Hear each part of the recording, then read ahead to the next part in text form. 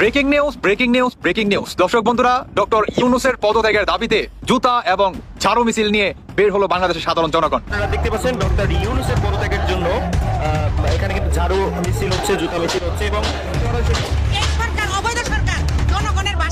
গাজীপুরের টঙ্গীর ইস্তেমা ময়দান সহ আশেপাশের 3 কিলোমিটার এলাকা জুড়ে 144 ধারা জারি করেছে সরকারের পক্ষ থেকে।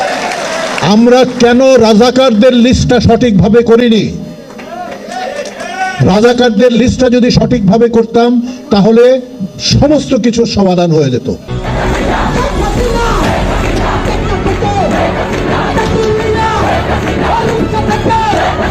মহান বিজয় দিবসে শেখ হাসিনাকে দেশে ফিরিয়ে নিয়ে আসার শপথ নিয়েছেন আওয়ামী লীগ নেতাকর্মীরা। দর্শক, গুরুত্বপূর্ণ ভিডিওতে আপনাকে স্বাগতম। দর্শক, আজকের এই ভিডিওতে বেশ কয়েকটি গুরুত্বপূর্ণ ভিডিও ফুটেজ নিয়ে হাজির হয়েছি। এমনকি দর্শক, আজকের ভিডিওর শুরুটা থেকেই বুঝতে পেরেছেন আজকের নিউজটা কতটা গুরুত্বপূর্ণ হতে চলেছে। এমনকি দর্শক, আজকের নিউজে কি ধরনের ভিডিওগুলো আপনারা দেখতে চলেছেন। তো দর্শক, যারা এই ভিডিওটি প্লে করেছেন তাদের উদ্দেশ্যেই বলবো, না টেনে সম্পূর্ণ ভিডিওটি মনোযোগ সহকারে দেখবেন, তাহলে বিস্তারিত বিষয়গুলো আপনারা বুঝতে পারবেন। তো দর্শক, চলুন কথা না বাড়িয়ে আমরা মূল ভিডিওটি দেখে আসি। তার আগে আমার চ্যানেলে নতুন হলে চ্যানেলটিকে সাবস্ক্রাইব করে রাখবেন এবং পাশে থাকা বেল বাটনটি বাজিয়ে দিবেন পরবর্তী ভিডিওর আপডেট পাওয়ার জন্য। এমনকি দর্শক, একটি লাইক দিয়ে দেখতে থাকুন সম্পূর্ণ ভিডিওটি। ব্রেকিং নিউজ দর্শক বন্ধুরা, ডক্টর ইউনূসের পদত্যাগের দাবিতে জুতা এবং ঝাড়ু মিছিল নিয়ে বের হলো বাংলাদেশের সাধারণ জনগণ। আসুন আগে একটা ভিডিও দেখাই, তারপরে বাকি কথা বলছি। দর্শক, আপনারা দেখতে পাচ্ছেন ডক্টর ইউনূসের পদত্যাগের জন্য এখানে কিন্তু ঝাড়ু মিছিল হচ্ছে, জুতা মিছিল হচ্ছে এবং হাসিনার সময় অনেক দাম ছিল, আরো অনেক সবাই হস্তা করে দিছে। হাস্তা সোডা খাইতে পারি স্বাধীনতার গোষ্ঠী গিলাই স্বাধীনতা, এটা স্বাধীনতা বলে? 50 টাকা জিনিস 100 টাকা হয়েছে, 20 টাকা জিনিস 40 টাকা হয়েছে, এটা কি স্বাধীনতা বলে?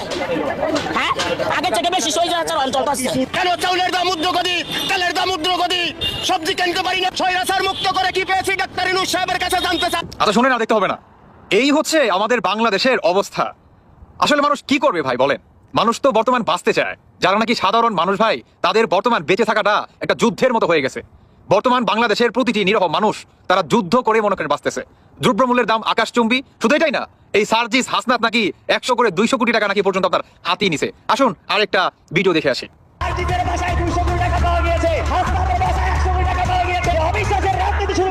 আচ্ছা শুনেন, শুধু এটাই না, ডক্টর মোহাম্মদ ইউনূসের পদত্যাগের জন্য বাংলাদেশের প্রতিটি শ্রেণীর মানুষ বর্তমান ঢাকার ভিতরে আন্দোলন শুরু করছে।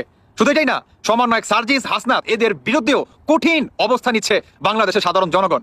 দেখেন একটা কথা বলি, আর যাই হোক না হোক, অন্তত বাংলাদেশের এই দ্রব্যমূল্যের দিকে কিংবা বাংলাদেশের সাধারণ মানুষের দিকে তাকানোর দরকার ছিল। তারা এটা করবে না, তারা বাংলাদেশের সাধারণ মানুষের দিকে তাকাবে না। তারা বর্তমান সংস্কারের নামে করতেছে মনে করেন দুর্নীতি, করতেছে বাটপারি। ভাই এগুলো কি আমার কথা? শুধু এটাই না, বর্তমান সাধারণ জনগণ জানেন কি বলতেছে? এটা হচ্ছে আপনার সাধারণ মা বোনদের কথা, যে অন্তর্বর্তীকালে সরকার কিংবা সার্জিস হাসনাতকে যদি পাই, জুতা দিয়া পিটামো, যদি আমার মরণ হয় হোক। আসুন আরেকটা মায়ের কথা শুনে আসি।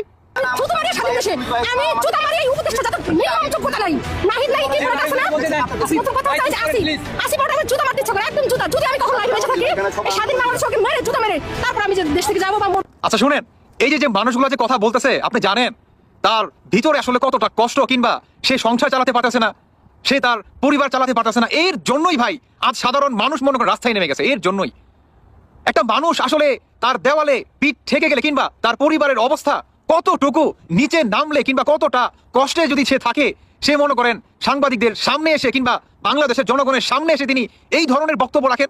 আপনি কল্পনা করতে পারেন তিনি কি বলতে? দেখছেন যে আমি মরেও যেতে পারি, কোনো সমস্যা নাই, তারপরও এদেরকে আমি জুতা পিটা করবো। কেন বলেন এই কথা? কেন বললেন এই কথা? আমরা কেন রাজাকারদের লিস্টটা সঠিকভাবে করিনি? রাজাকারদের লিস্টটা যদি সঠিকভাবে করতাম তাহলে সমস্ত কিছুর সমাধান হয়ে যেত।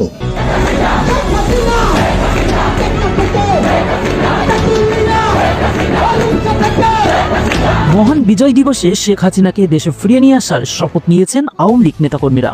তবে এবার নিষিদ্ধ ছাত্রলীগ অর্থাৎ আওয়ামী লীগের পক্ষ নিয়ে মুখ খুলেছেন সময়ের জনপ্রিয় নায়ক আলমগীর হোসেন। তিনি জানিয়েছেন, আমরা সঠিক সময়ে সঠিক রাজাকারের লিস্ট তৈরি করতে পারি নাই, যার কারণে এই ষড়যন্ত্রের শিকার হতে হয়েছে আমাদের নেত্রী শেখ হাসিনাকে। তারা চান্স পেলেই পশ্চিমা দেশের কাছে কাঁদে যে আমাদেরকে এটা করতে দেয় না।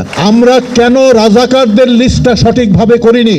ওনাদের একটি ডাকে একটি বাংলাদেশ। তারপর এখন এসে কেউ যদি বলে যে আমি ঘোষণাপত্র পাঠ করেছিলাম, তাতে নাকি দেশ স্বাধীন হয়ে গেল। বাংলাদেশ বলতে গেলে বঙ্গবন্ধুর নামটা থাকলেই কিন্তু চলে, আর কারণ নাম দরকার হয় না।